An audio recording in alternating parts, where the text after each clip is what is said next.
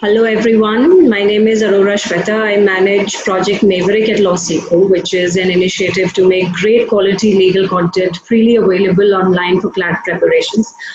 Through these webinars, every day we try to bring people who have been through the same struggle of preparation and have learned from it and would like to share with you all.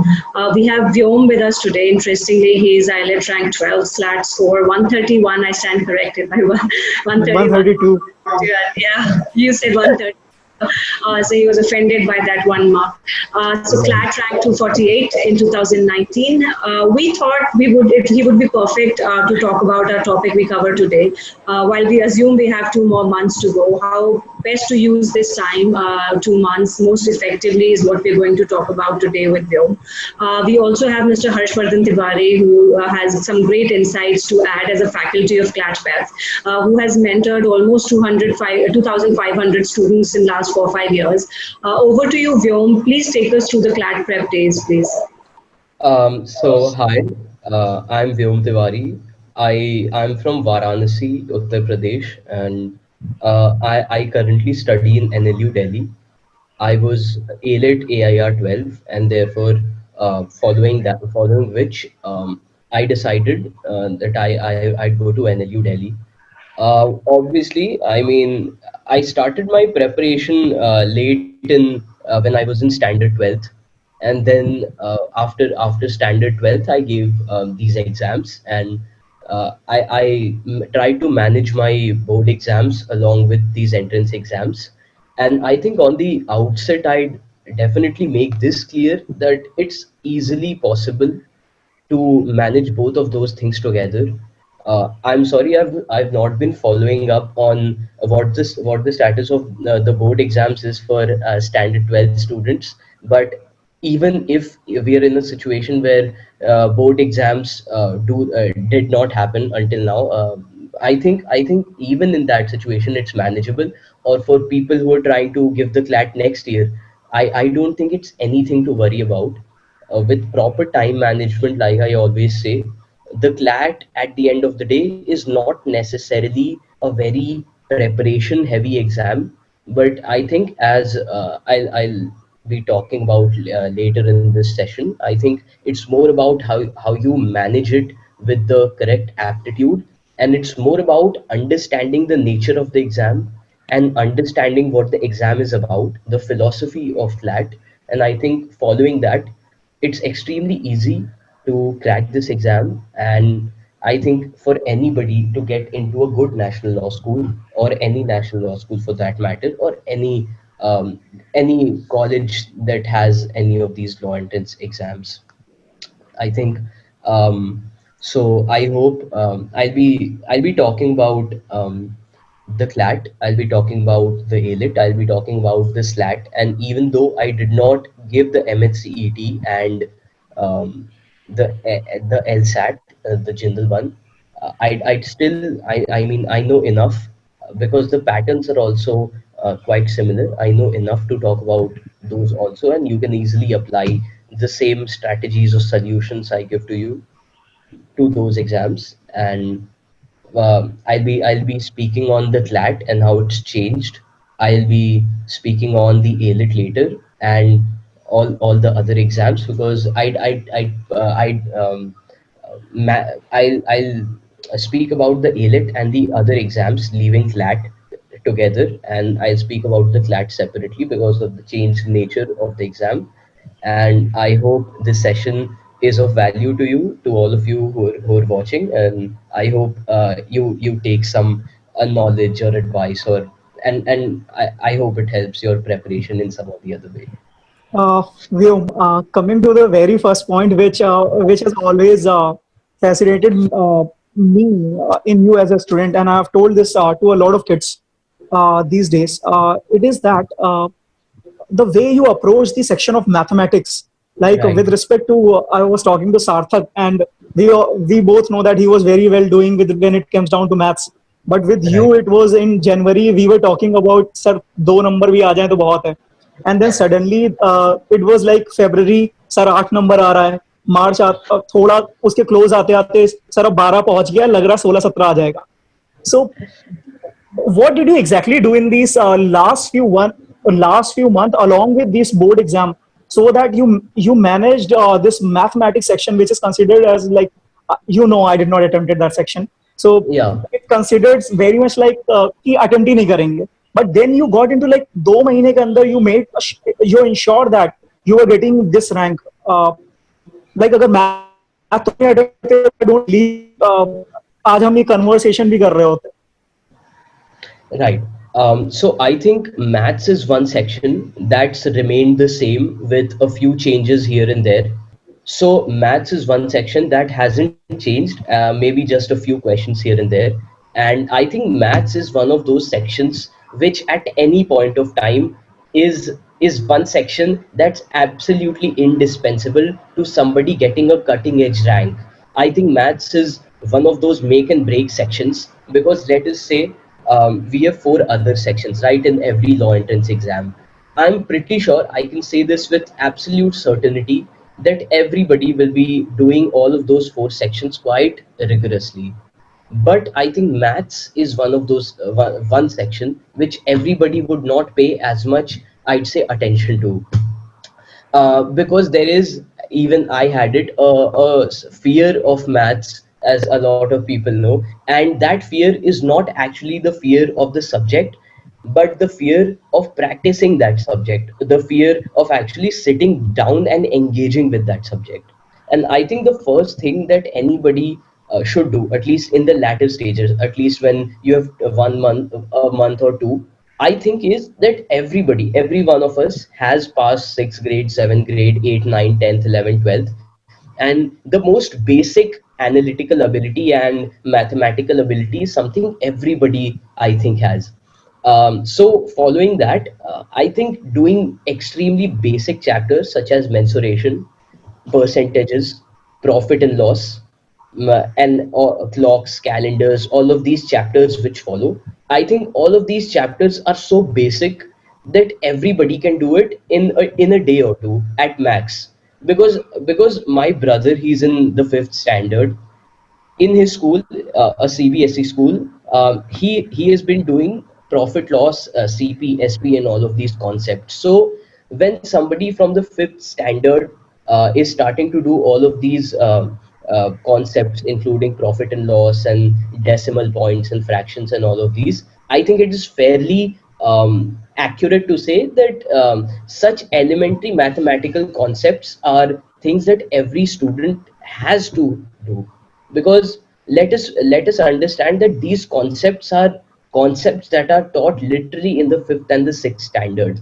And I think it was, and I'd give this advice to everybody, that it is not too late. I'd confess that it was a mistake for me to start with maths so late, to confront, and I mean, obviously, to confront mathematics so late in my preparation. I think I could have gotten a better rank, for that matter, had I secured a full mark, or 1 mark short of the full score in the mathematics section, which a lot of my friends and a lot of people who I know did, and who actually got extremely sublime ranks because of it, or extremely high scores in mocks and in the real life exam also. I think it's equally about, when you approach maths, it's equally about understanding that maths is not some different beast altogether. It's not some demon that's coming to haunt you. It's one thing that you have to do just for this exam. It's something that's extremely elementary. It's as elementary as, say, a reading comprehension. It's as elementary, as, say, a puzzle or whatever. And elementary in the sense that it only and only takes practice, the amount of times you practice. And I'd say that in such times, and not the contemporary period, but I think in general also, due to so much technology and so much content online, I think there are some great, I'd really suggest a personal strategy. There are some great YouTube channels which give you a lot of shortcuts, a lot of tips and tricks for cracking the maths and the logical section. So, in the worst case scenario where you do not have a contact with a mentor or somebody else, I think just watching these YouTube videos for the sake of watching them, and then solving some questions, sitting down with the book and solving maths for a couple of hours every day, 3 hours every day, with breaks obviously, I think is an extremely efficient strategy, because when you analyze every paper, every NLS paper, NALSAR paper, CLAT, ALET, whatever paper, what you will see is that there are at least five or more than say five, six, seven, eight, if it's CLAT 10 plus questions that are extremely elementary, which everybody could solve by sitting with that topic for just a day, or just an hour, or just an hour and a half. And I think if your conversion ratio of a topic to marks is literally that of 1 hour, all it takes is 1 hour for you to get a mark or two. I think that's an extremely high ratio, which most types of questions wouldn't give to you in any section, in any other section. And I think there lies the key, in essence, sitting down with maths, not getting fearful of maths, and understanding that if you do not have the ability, if you think you do not have the ability or the time to engage with the higher level of questions, at least do the most basic and not let those most basic questions get away. Yeah, Vyom, can you let us know that how being well versed with the language of English, like whenever we yeah, used to have this conversation, you used to say English ठीक है, English हो जाएगी. So yeah. what made this belief come to you that English हो जाएगी? मतलब Uh, what was your actually strategy with respect to English rather? So I think English does not, and I think it's a truism that any language for that matter does not simply come out of a certain formula, but any language comes out of a lot of practice. Because at the end of the day, a lot of things we do, even in terms of building an aptitude for an exam or anything else, a lot of the things we do, we're at the end of the day creatures of habit. And I think language also comes as a great matter of habit. I've been extremely lucky, I'd say, that I've had an environment where I have been exposed to books and reading English, and reading newspapers, and a lot of enforcement from my parents to read both English and Hindi and be well versed in both languages.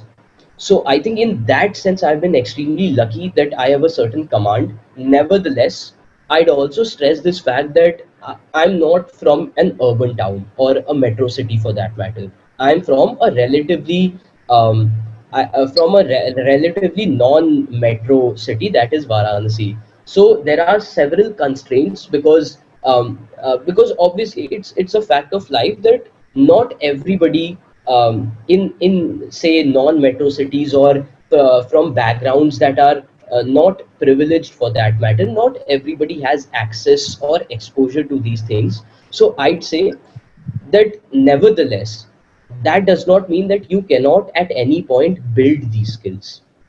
And I think it comes from a lot of reading in general, and not just reading, and not just reading, I'd say reading eclectically. That is to say, reading from a lot of sources. So, for example, one should not read just politics or just sports or just entertainment, but a mix of all three, and add technology, add environment, add different things of different areas. And I think that is the best way for anyone. And strictly speaking, when we talk in context of CLAT, I think speaking and writing any language, or English for that matter, is not a priority, but reading is. And logically, reading is something that one will do. And as I have learned in my time, reading is extremely essential to law school or getting any graduate degree in general, especially in the humanities, the social sciences, and the law. So I'd say in a span of 2 months, I think reading different sources every day and intensively, I'd say, is extremely essential to not just cracking an exam. I think cracking an exam for that matter is a very myopic view for learning a language such as English or any other language.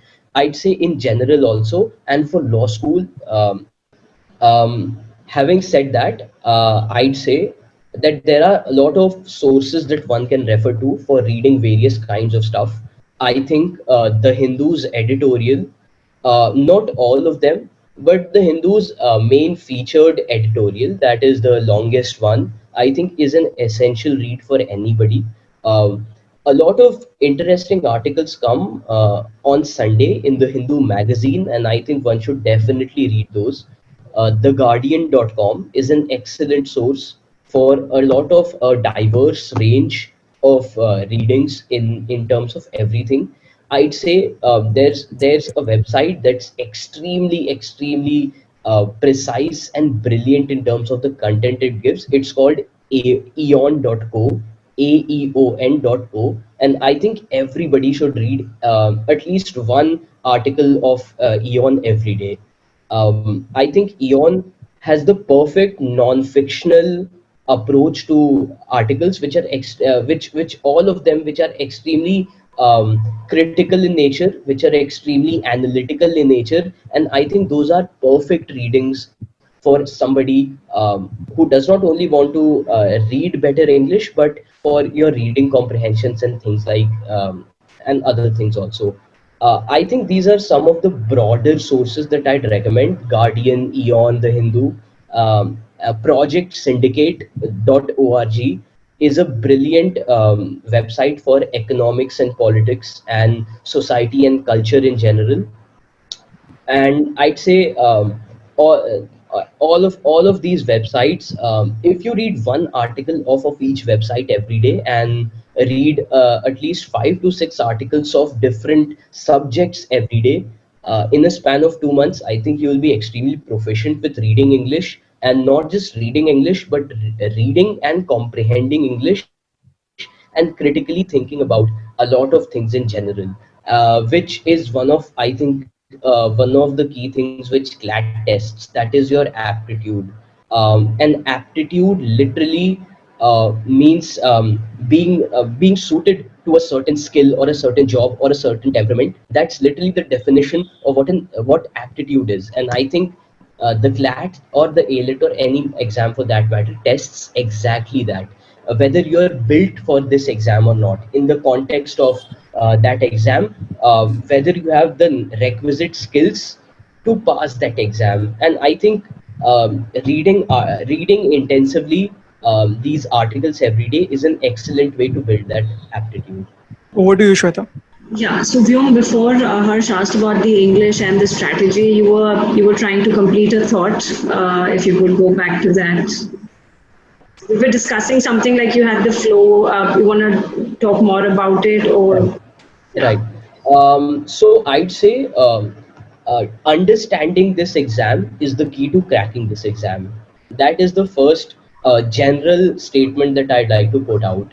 So, what is this exam? This exam is essentially about your aptitude for certain reading skills, for certain analytical skills, and certain skills for comprehension.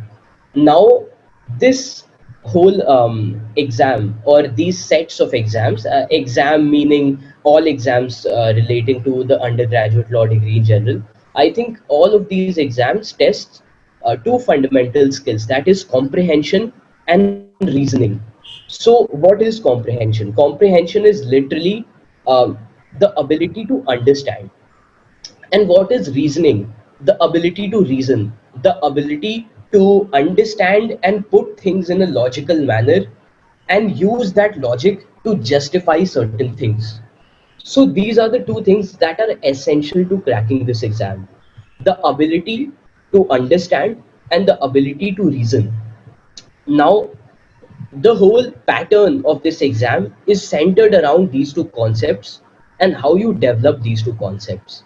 And I think given how the nature of this exam has completely changed in the year 2020, I'd say till 2019, because of so many years of continuity, the exam had a certain, and each year had a great deal of similarity in terms of the questions that are being asked, and also in terms of the approach that one has, and say the sets of questions that keep recurring every year. So as the exam kept recurring every year, the questions also kept recurring every year. It was the same set or the same concept that was being asked each time. This time I think it's a little different. This time I think it's actually focused a little more on your aptitude in general, and both of those reading and comprehension skills. And I'd say not just reading comprehension, but also critical thinking. And critical thinking is essentially the ability to dissect things and challenge things in say the opposite manner of what the writer is conveying to you. So for example, I think looking at every statement in terms of what that statement actually implies is critical thinking. So I'd say a very brief example. So a statement or a paragraph or any argument in general has some parts, that is the premise, the assumption, and the conclusion. The premise essentially is a general statement. For example, a premise could be I'm wearing a red shirt or a red t-shirt. A premise could be my hair is black. An assumption is the underlying thought process that goes behind, without which that statement wouldn't be true. So, for example, if I have this phone, and if I tell you that I'm about to call you, my assumption is that this phone is a working phone, because the only way I'll be able to call you is when my phone functions in a normal manner. That's an assumption, an underlying statement that has to be necessarily true for my statement to be correct. And then on the basis of one or multiple assumptions and one or say multiple premises, that is multiple statements, I derive a conclusion.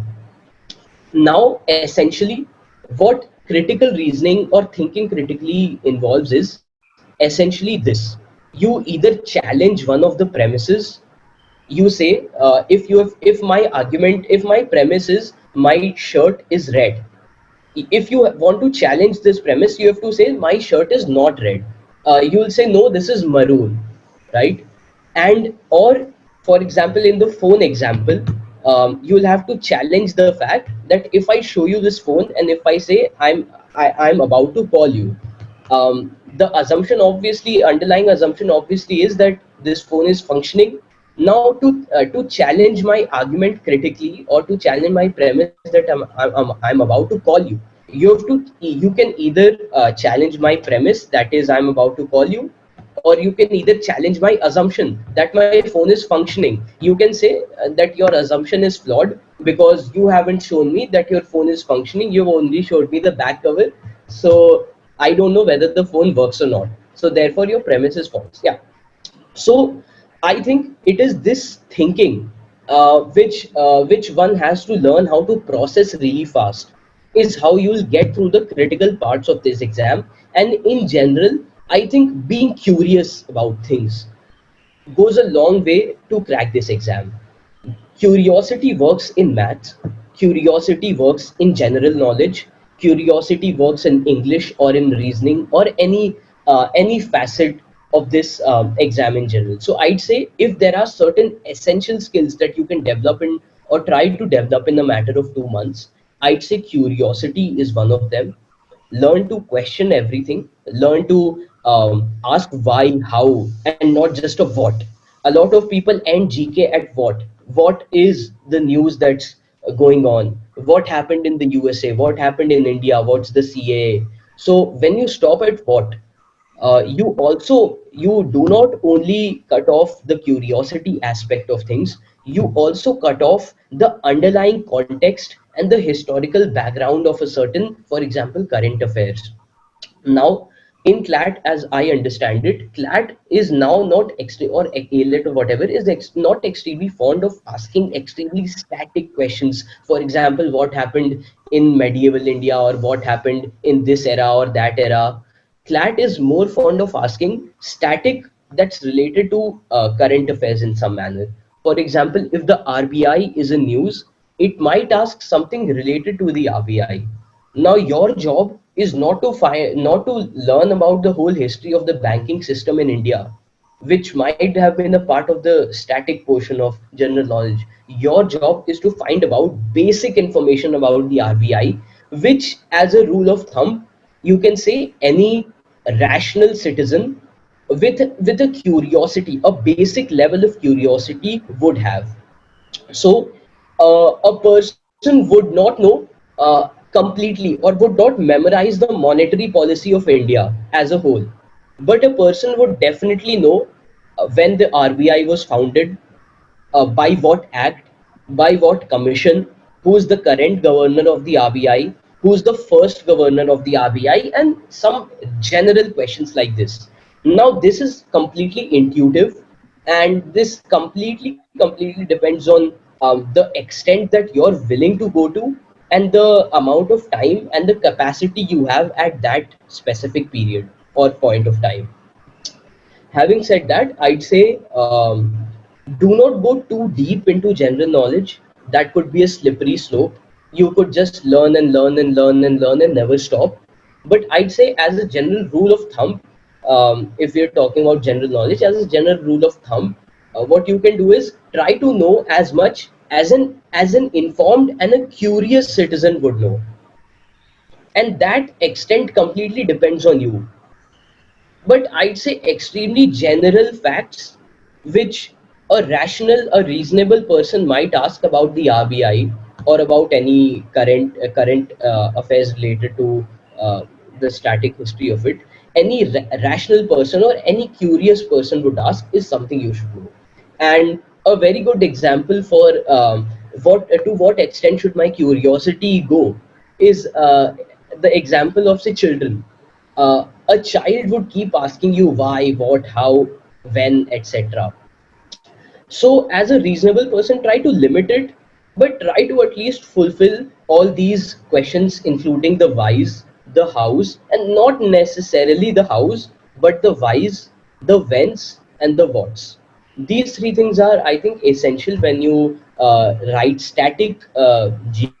So I think I'll just briefly tell you the skills required for building a general aptitude. I'd say number one is curiosity. Number two is reading comprehension. Now, when we talk of reading comprehension, the phrase essentially means both reading and comprehension. For example, simply say reading stuff fast does not necessarily mean that you have comprehended it or understood it, and simply understanding does not mean that you have read it at the requisite pace that is required in, for example, a timed exam, which is essential. So I'd say an average person reads about 150 to 200 or 250 words per minute. I'd say if you read a lot in general, and because 2 months is an immense amount of time to build such aptitude, I think if you read, for example, 5 articles a day, or 5 to 6 articles a day, I think you can increase your reading speed to about 300, 350 words per minute easily. And I think that's an achievable target also. There are a lot of applications online, a lot of websites online that you can use to time your reading speed. And I think, given the importance that CLAT has this year on reading and intensive reading, I'd say that it's an exercise that is absolutely indispensable, and you cannot do away without you cannot do away without it. So I'd say a lot of emphasis on reading and comprehension both. I'd also add that a lot of people tend to falter here when they either try to read too much or read too little. I think focus a target for yourself and follow that target daily.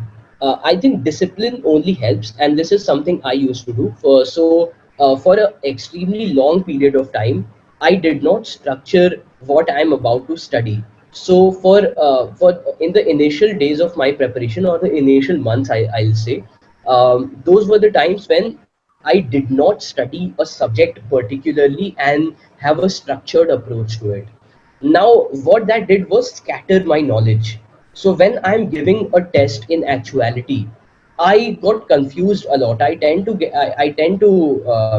be confused at a point in time where a lot of things are scattered in general. So I'd say that one has to make a short-term schedule, and because you have 2 months, a medium-term schedule as to the goals that you set for yourself daily.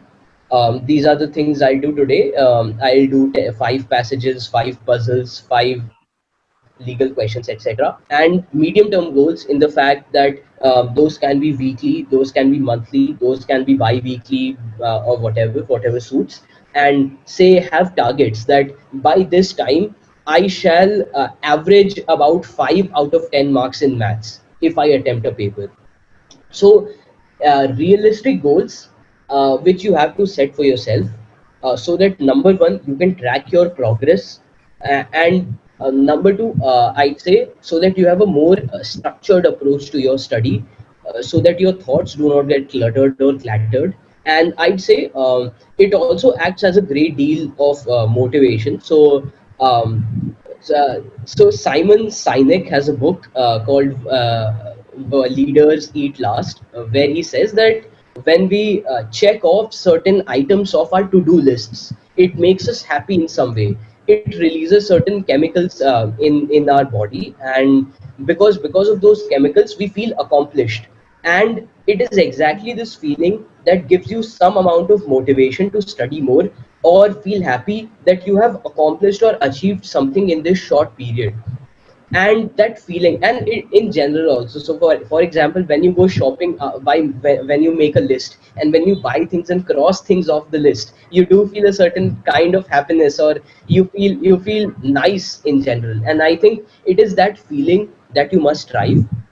And at no point I'd say that any of your academic activities or preparatory activities should become a burden for you. Always and always remember that this exam is not about the amount of hours you can cram in the subject. This isn't say a very theoretical exam. This isn't say a very intensive exam in that sense. It is intensive in a different sense, but not in the sense that you need to cram 10,000 books or practice some 1 lakh questions to achieve a sort of mastery, or you need to put in 1 lakh hours to solve one question or grasp one concept. It's an elementary exam that requires certain abilities and an aptitude, and it is that aptitude that you need to crave, which say it had become by 2019, a lot of people would have just cracked the exam, and I swear on this, a lot of people would have just cracked the exam had you done the past year papers for the last 20 years. And I'm sure everybody who's a trainer in these exams, I'm sure Harsh sir would definitely agree to it, that a lot of people who might have simply solved the past year questions would have got through at least 70 or 80% of the paper, even if you might have studied nothing before. So I'd say that this change in approaches also marks a change in how you structure your study, how you approach this exam, and how you comprehend the nature of this exam. And I'd say that it's not a formulaic exam now. It's not a one solution, one size fits all, that you do this topic, do this topic, do this topic, solve these many years of question papers, and you will get repeated questions, or the values will get changed, or the principle will have a minor tweak, and you could have your way through. I think now this paper would be a lot less based on those formulas and those theorems, and now would be based more on how you might have prepared in certain personality skills and certain aptitude skills that you might have developed over your period of preparation, which include reading, which include critical reasoning, which include your curiosity, which include more essentially your ability to sit down for 2 hours and just focus on one thing. So a lot of what modern, say I'd say, technology has done is to kill our attention spans. And I'd say a lot of, and this is something that's personally helped.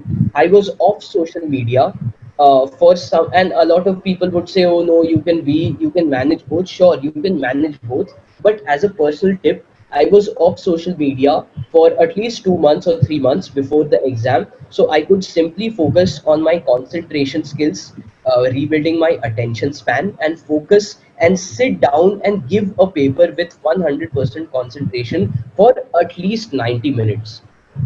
And I think, um, if you cut your social media time and maybe engage more in real, and maybe engage more in, say, some real life activities rather than social media, I think that also goes a long way to crack this exam. So I'd say those are some extremely general comments that I'd make on aptitude and what's required for these exams now. Great, very nice. Also, if I had to like get into numbers, how many questions per day would you solve? I was, there were other speakers, last few days that came up with their own personal strategy, and they said that really last 20, 21 days especially. And what's your, like, let's say the magic number, what is unachievable, impossible at first, and then you start doing it because no choice. uh, that if you burn yourself out, it's really harsh. And I really hello.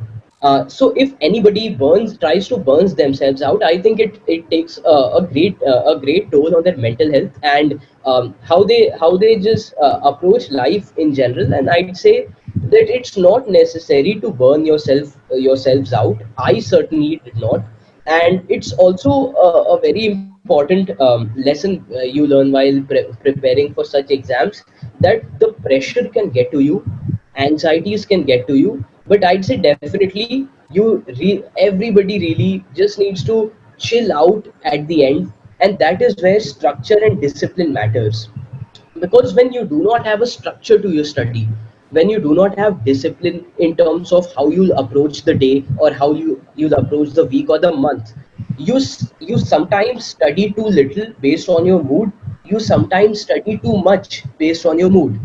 And when you have a disciplined structure and a pattern to approach your day, you you focus on those 4 hours, those 5 hours, those 6 hours, or any XYZ hours, and you give your 100% there, neither less nor more.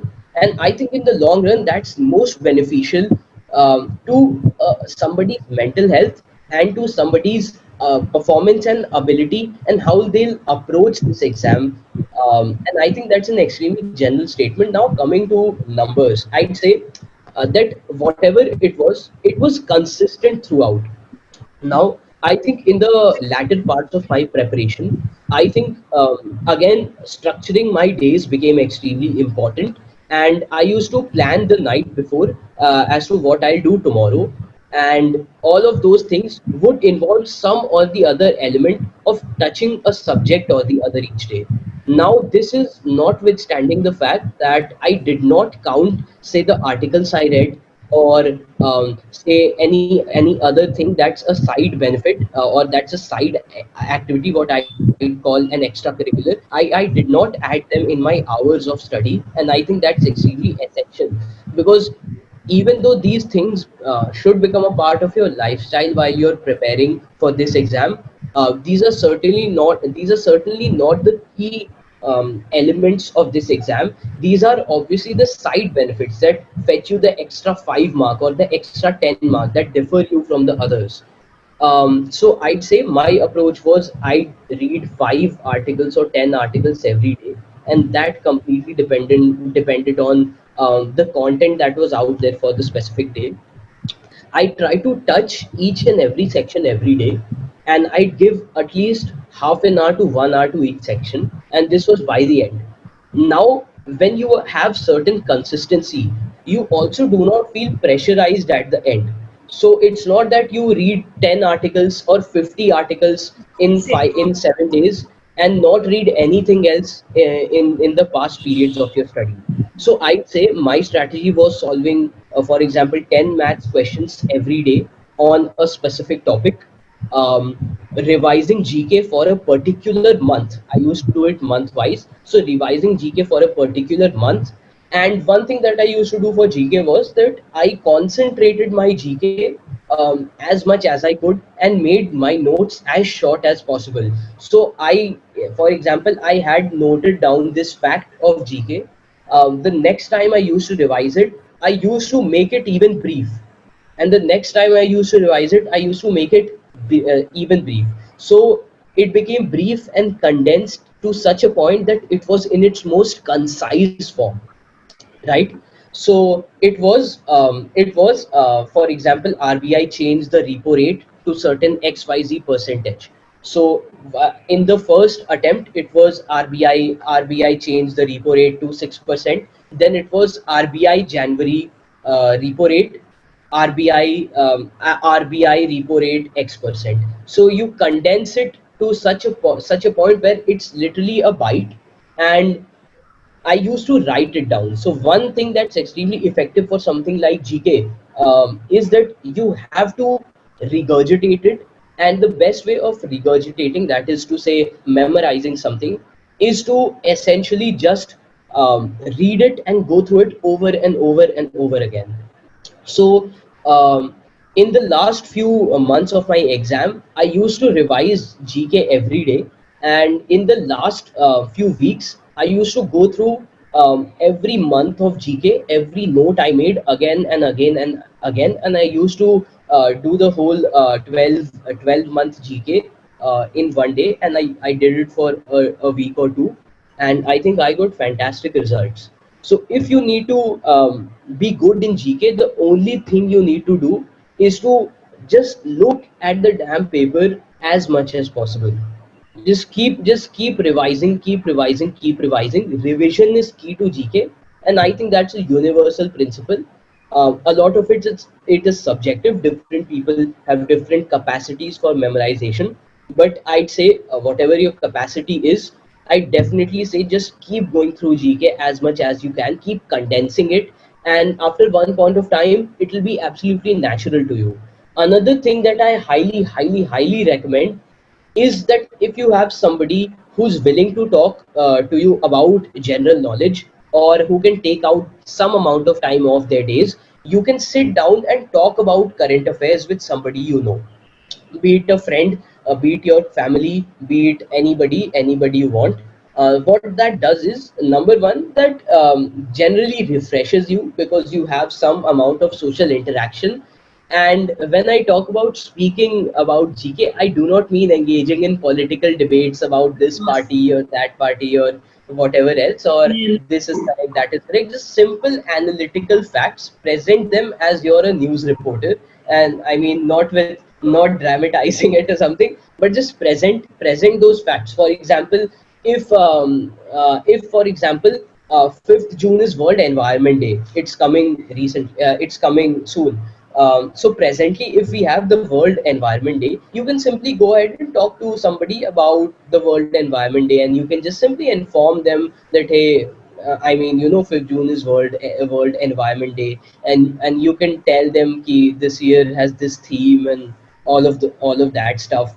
I'd say a great exercise for things like sports news is something that I did, and as a side hobby, it sparked interest in some sports for me. That is to say, that I used to watch sports events. That is to say, finals or semi-finals and all of these extremely important events, and that made me memorize certain facts of current affairs better. For example, if there's a tennis finals, if there's a US Open, or if there's an Australian Open, I just used to sit down for take off some time of my study, and I honestly did not study for 10 or 12 or 100 hours a day.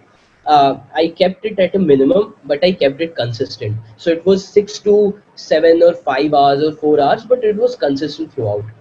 So what I used to do, coming back to what I was saying, was that I simply sat down and watched a Wimbledon. I watched maybe the UEFA World Cup. I watched the women's cricket finals, and this generally just refreshed my mind, and this also made me memorize the current affairs better. This is something you could also do with, for example, important award shows like the Oscars. You can just sit down. Now the timing's a problem because the Oscars in the USA, it streams at 6 a.m., 5 a.m., but you can still do that. You can simply watch the Oscars and stream it fully, and that way you just get your deal of entertainment, and not being completely invested in studies and burning yourself out. You get your fair share of entertainment, and you also learn some facts in general. So I'd say those are two things. Yeah, I Yeah. like the point which you said about the consistency. What you decide to do each day, just stick to that as a discipline, and no, don't do that like oh, 10 articles today, and if not five, just for the heck of numbers. Don't do that. It's like every evening you ask yourself, have I perfectly utilized my day? Am I proud of Yeah. it? In Yeah, every set. exactly. How many Exactly.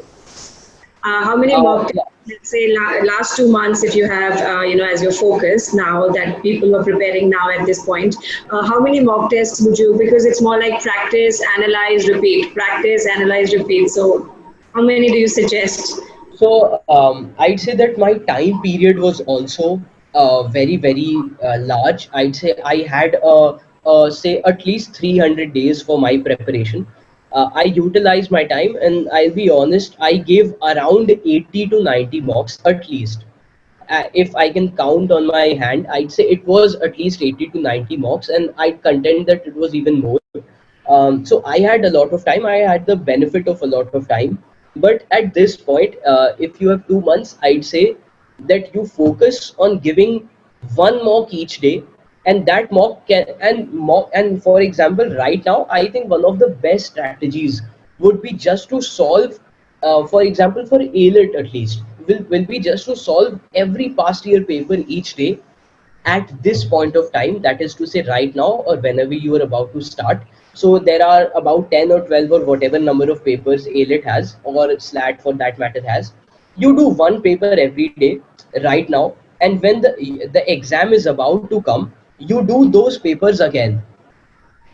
So what this does is set, number one, a comparative, a standard for how much you have improved. Number two, makes you more familiar with the questions. So every time you approach the test, you are extremely confident. Because this and all of these things which usually get ignored are extremely important, are because you might be the best prepared person on the table on the day of the exam. But if, for example, you do not have the requisite confidence, you will just succumb to pressure. You will see your heart is racing, you will be palpitating, you will be sweating all over. But if you're simply cool because you're confidence, I'm sorry, because you're confident, and confidence at the end of the day comes with the amount of knowledge you have, and the level of preparation you have. So if you're familiarized yourself with the process, if you're able to sit down for 2 hours focusing on nothing else but the paper, and if you do it twice for that matter, I think there is nothing that would actually stop you from cracking this exam, which I think literally everybody has the capability of cracking.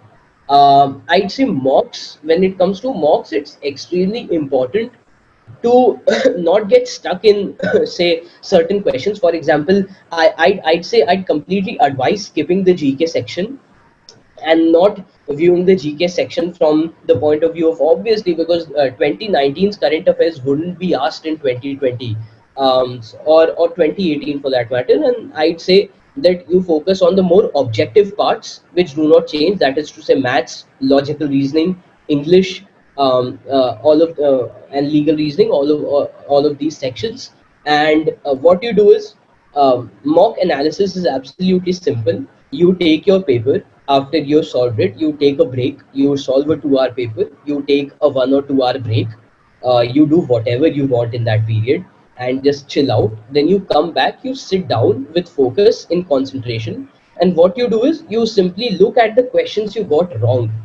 Now when you see that you have a certain type of question that's wrong, for example, in the critical reasoning section, if what you often solve incorrectly is, for example, CR questions that deal with assumptions. So what I'd actually suggest is, you take the paper, you sit down with it after taking a good break, and then you look at the paper, you see your errors, and you be absolutely harsh in criticizing yourself, because you are the only person who's going to be completely honest with you. Nobody else would be. And if you lie to yourself here, when you're only alone with yourself and you're with the paper, if you lie right now, it might be a short-term reassurance, but it will have a huge cost in the actual paper. So you be absolutely critical of yourself. you see the kinds of questions that you're or the sections that you solve incorrectly, the kinds of questions you solve incorrectly. You take the topic in general and you revise and solve other types of questions in that topic. For example, if you get maths and logic incorrect very frequently, what you can do is that if there is a specific topic, you can take some book or you can take some side lesson and just go through it or solve very specific kinds of questions. But for example, if what you solve incorrectly is the whole section in general and you get extremely low marks, what you can do is you can take another set of relevant papers and solve them. So for example, what I used to do, at least that's relevant for ALET and the other exams except CLAT. What I used to do was that I did not solve a lot of in my starting days. I did not used to solve a lot of logical reasoning, that is to say analytical reasoning and math sections correctly. What I used to do was I used to take the SSC banking papers, which were extremely also elementary in nature, I'd say, after you have a fair share of practice. So I used to take those papers and I used to solve them in a given frame of time, and then I used to revisit those questions. I used to analyze those papers also. So for example, a great tip, I'd say a personal tip, would be to solve SSC banking papers for maths and logical reasoning. They go a long way. For critical reasoning, I'd say there are online resources for the GMAT and the CAT. Now the GMAT and the CAT have a good I'd say have a good standard of questions, and I'd not say get into those questions, say, or try to solve them, and if you don't solve them you get disheartened. No, what I'd say is you get the concept behind those questions. So try to attempt those questions and try to see the reasoning behind those questions. Now, what that will do is that will not give you a confidence boost or give you, say, a lack of confidence because you aren't or are able to solve those questions. What that will do is if there are proper explanations for those answers for GMAT questions and CAT questions, what that will do is that will essentially prepare you for for understanding the basic reasoning and the concept that goes behind critical reasoning questions. And I'd say that is what analysis is absolutely about. Analysis is about concept. And analysis, I'd say, is not relevant to the general knowledge section, because the general knowledge section is completely arbitrary, completely up to what questions the examiner will ask out of a pool of 1 lakh bits of information. And that is why I'd highly say do not analyze your general knowledge section too much, but analyze the other four very thoroughly, grasp the concepts of the other four very thoroughly, and see where you're lacking. And if you follow this approach, I think, and you revise your GK regularly, I think there is nothing that's stopping you from rectifying your errors at any point. Yeah. So, right. So, if we come back to the strategy of the last 2 months, what do you think is those 5% who really make it to the best and best colleges, the dream colleges of the country? What do you think they could be doing correctly, and what is the difference? So I'd say that the best prepared, at least maybe the top 200, the top 500, any X number around that range, I think most of them have around similar levels of preparation. And I'd say some of it is just pure luck, right? And one must not disregard those factors. But because I think personally one cannot take control of luck, I'd say the best strategy would be to be as thorough in your preparation as possible, and be realistic in your preparation. So for example, if there is if you have 7 days to prepare, it's the final 7 days and you're just going through past year papers. If there is one question that's different from, say, the general trend of all papers, I do not think it's a wise strategy at the end to spend 10 hours on that concept or that question. So I'd say a very important aspect of what makes it to the top is intelligently understanding what the paper is about and intelligently knowing what is relevant and what is irrelevant. a lot of, for example, if I go section wise, a lot of what's asked in, say, general knowledge or what's given in compendiums is extremely irrelevant. So, for example, if there's something happening in, say, France, and it's related to France's relation with some African country or some Middle Eastern country, that's absolutely not relevant to CLAT, except when it's absolutely groundbreaking, as in France attacking that country or France doing something magnanimous with that country. Except that, I don't think it's relevant. So filtering information, what goes on to your head, I think the filtering of that information is what actually makes the difference. And this filter can only be acquired when you have a thorough grasp of the nature of the paper and when you have analyzed past year papers of that exam. So I think when it comes to ALIT, analyzing the past year papers is very easy. You just take the papers, you solve them once, and you just go through all of them, and you see similarities. You see what's the tendency of this paper to asks a certain type of questions. And if so, for example, I think it's also equally relevant that in a paper that's extremely lengthy, what sometimes makes the difference is what questions somebody chooses to leave. Because let us remember, at the end of the day, each question has just 1 mark. So it's like a vote. Literally every question has one and equal value. So you might be spending time on an extremely difficult question for that 1 mark, but if there's a GK question of a set of 5 that can give you 5 marks instantaneously, I think it's much easier and much preferable and much rational to just do the GK question instead of fighting a battle with that one question that's simply unsolvable. So I think this intelligence is something that's only acquired out of analysis and practice, and that comes out of being honest with yourself. If you are that, I think there's nothing stopping you. I'd also say uh, that sometimes intelligent guessing, when it comes to things like GK, obviously works. So you can use things like the elimination method, or you can reduce the probability to a certain extent. For example, if there's one question, which, for example, I know that two options are definitely not correct. So I think as a rational person, I have a 50% probability compared to if I did not know it at all, I had a 25% probability of getting one question right. But if I eliminate two options in the GK question, I have a 50% probability of getting at least one question right, one option right. I have a 50% probability. So I think it completely depends on the intelligence of that one person at that point, of whether you have the confidence enough and whether you can afford to take that risk. And if that risk pays off, it might just be a difference of 100 ranks. So I think these are things that are acquired only out of a certain amount of practice.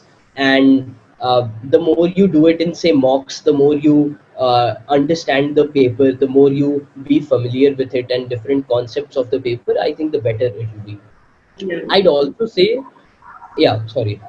No problem. Please carry on. So, as a final tip, I'd also say that it's also extremely important to just be extremely fast when you're reading the paper. So, I think that can only come when you have a great level of concentration for 90 minutes. So, try sitting down and giving a lot of mocks and reading intensively a lot, and just sitting down at one place and concentrating on one thing, and try to expand your confidence, your concentration and your focus and your attention. Because the moment you do that, I think you automatically get an edge, because most people simply cannot comprehend the paper while they're reading it, because they do not have the attention span or the focus or the concentration. If you do that, I think these three things give you a cutting edge over, I think, most 90% people. Great, great. Akshay wants to know which year did you take your ALIT? I gave it last year in 2019. Now you answered that, but I said I'll still confirm. Great, all great advice, Vyom. I think people who logged in very happy and they're still around after an hour. If you have any questions, please feel free to put it in the chat box. We're waiting for your questions and we could maybe take them up. Also, if you have any other request in terms of what kind of webinars or topics you would want us to cover, please feel free to put that in the chat box. And any feedback for Vyom, for us, for Loss Eco, please feel free to put it also on the chat box.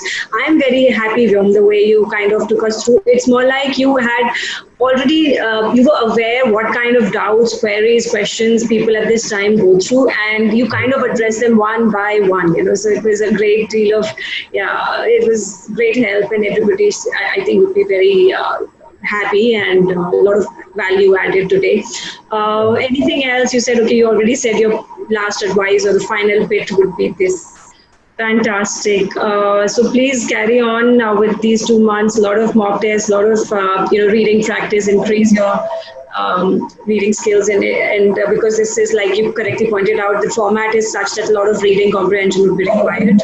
There is one more question I have received. Seeing the number of times the exam has been postponed, which months of GK should we focus on? uh, I think it's a safe bet to say that if you've been preparing for a very long time, or say a moderate amount of time, you can quit reading GK for at least 2 weeks or 3 weeks prior to when the exam is. If the exam is on the first of say August, you can just stop with the GK by say the first week of July. I think because the examiners understand, and because it's been delayed so much, I don't think, at least I don't expect the general knowledge section to be as intensive or as difficult as they might probably would have made it to be. And I'd say it's a safe bet to say that you can stop 3 weeks or 2 weeks prior. And if you haven't been preparing for a very long time, I'd say stop 1 month before and focus on the other sections. Don't you think the paper would already be set, because it was supposed to happen in May, and they would generally finish setting up the paper by, let's say, March, April? Huh? I'm just Um, I think I think I think that's a yeah, it's somewhere rational. waiting for the lockdown to be lifted and just start. Yeah. I really think that's a rational guess, but I'd really say that with CLAT you cannot predict anything. It has been a very unpredictable exam, the CLAT, the ALET, all of these exams, and I think to be on the safer side, I just keep, if not intensively, but I'd keep brushing up the newspaper, just reading some important bits of current affairs, going through compendiums if I have access to any coachings. It's a safe bet, and I think 1 month prior, it's a good amount of time also to to. Absolutely, absolutely.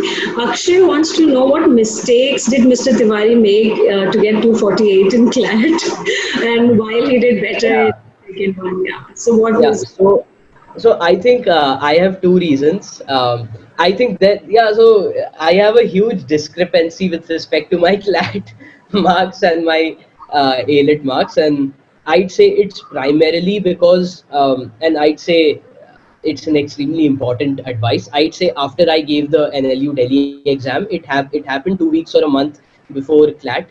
So after I gave the NLU Delhi exam, I just simply stopped preparing. Well, So because he I expected mean, it answer. was not because I was confident on cracking ALET. It was only because I just did not wish to study further. I thought I actually became too confident. I just stopped preparing. I just stopped brushing up, and I think that is why I think it was a mistake on hindsight. But because NLU Delhi was my primary target anyway, because of its closeness to where I live, Varanasi, I think that is why I stopped preparing. But I think that's something nobody should do, Yeah. because obviously on hindsight, if I look at it, I'd say a good CLAT rank wouldn't have looked bad beside my face or something like that. Yeah, 248 is also decent film. Also, you mentioned luck also has a role to play. What if it didn't, I mean, Um, if it didn't happen for the, yeah. And So I don't generally like to say that, but I'd say definitely there was an element of I'd say simple chance that the paper was too easy, and therefore a lot of people who might not have put in so many hours, or were just simply very smart to solve that paper. I think because it was so elementary, if people were really smart and were able to grasp it, I think the competition automatically, the bar was set extremely high. And maybe it was because of my fault or the paper's fault, but yeah, so there was this huge discrepancy, but I'd not attribute it to luck. I don't want to. I think it sounds like an excuse, and to one extent, I really believe that if one has to crack a paper, I think with the adequate amount of effort and smart work, I think the people, मतलब जिसको करना होता है यार वो कर लेते हैं, simple बात है. Sagarika has a very good question, which I also, a lot of people ask in all our webinars. Do you think external coaching is the key, or home learning can still be fine? Coaching is. No. So I don't think there is not one coaching on the entire planet, I'd say, that can teach you things like common sense, that can teach you things like critical reasoning, that can teach you things like basic aptitude and analysis. I do not think these are skills that coaching centers can feed you with a silver spoon. They're I like think bringing in money, and this is what you say on a, yeah. Sorry. no, but in general also, I'll finish what I have to say. Sorry, my bad. So, coaching centers give you a lot of facilities to deal with. You have to understand the critical difference. Where coaching centers actually make a difference is giving you the extra material, the extra tip to solve a question not in 1 minute but in 30 seconds. That is where a coaching center comes and plays a part in. But a coaching center cannot in any universe teach you how to think, because it's an essential activity that's related to your personal experience and your personal ability and your personal effort. Nothing can teach you common sense and the ability to think. But I think the guidance that coaching centers give to you, the mocks, coaching centers are essentially facilitators. And if you use those facilitators to your benefit, I think you can be the top 1%. And if you use those facility, so I'd say never, coaching centers do give you the cutting edge, and I'd say most people would agree. But I'd say do not think that the coaching center is the effort, is the hard work. So for example, when you go to the gym and try to build muscle, the heavy lifting is something that you have to do yourself.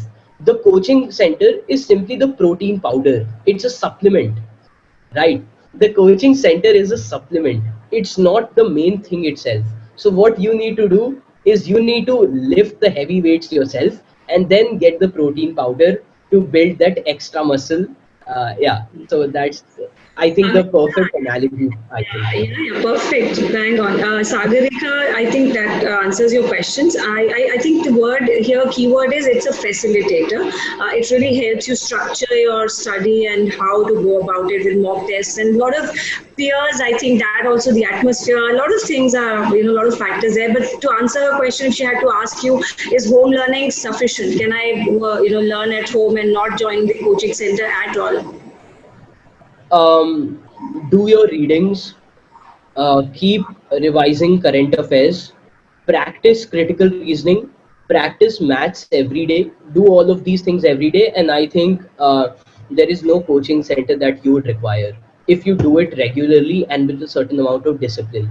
So for example, what coaching centers can also do is, for example, if you go to the coaching and sit for a couple of hours there, you're literally forced to in a structured manner study.